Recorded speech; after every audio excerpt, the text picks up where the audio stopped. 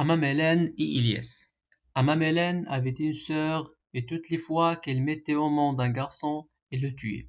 Les choses se passèrent ainsi jusqu'à ce qu'un jour, ayant accouché au même temps que sa servante, la sœur d'Amamélène lui donna son fils et prit avec elle l'enfant de cette dernière. Amamélène vint, saisit cet enfant et le tua. Le fils de la femme libre resta chez la servante. Il grandit et devint homme. Il s'appelait Élias. Il n'est rien qu'Amamélène, qui n'était pas dupe de la supercherie, ne tenta pour attirer Élias dans un piège et le tuer. Mais le garçon était plus rusé que lui, et il ne put accomplir ses projets de meurtre. Un jour, Élias se rendit chez Amamélène, il avait très soif, et Amamélène tenait secret le lieu où l'on trouvait de l'eau dans la montagne. Le sol de la montagne était de roches dures et ne conservait pas l'empreinte des pieds. Amamélène Amamélène allait la nuit avec ses serviteurs faire boire les troupeaux et rentrer pendant que tout le monde dormait encore. Élias prit alors les souliers des serviteurs et les enduisait de graisse. Le lendemain, il suivait leurs traces là où les souliers avaient touché le rocher et l'avaient laissé de la graisse. Le garçon put ainsi arriver jusqu'à l'eau. Amamélène l'avait vu et le suivait.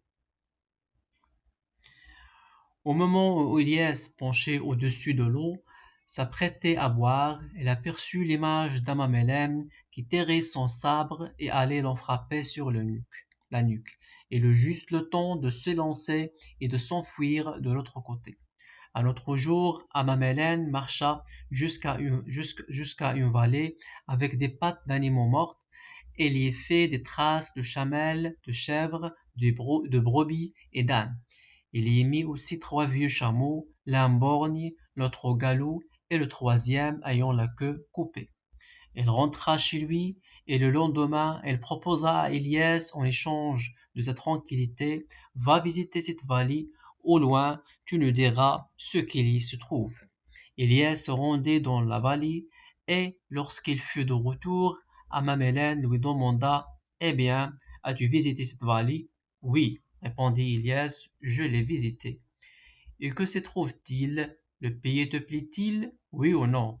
Elle me plaît. Seulement, il y a des traces d'animaux morts et 3 vieux chameaux dont l'un est borgne, l'autre au galop et le troisième à la queue coupée.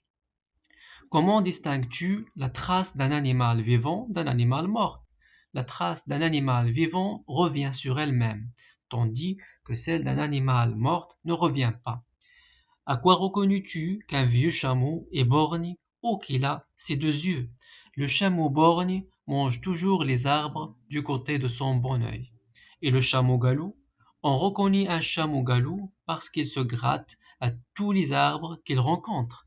Et qu'est-ce que tu fais distinguer un chameau dont la queue est coupée de celui qui a sa queue?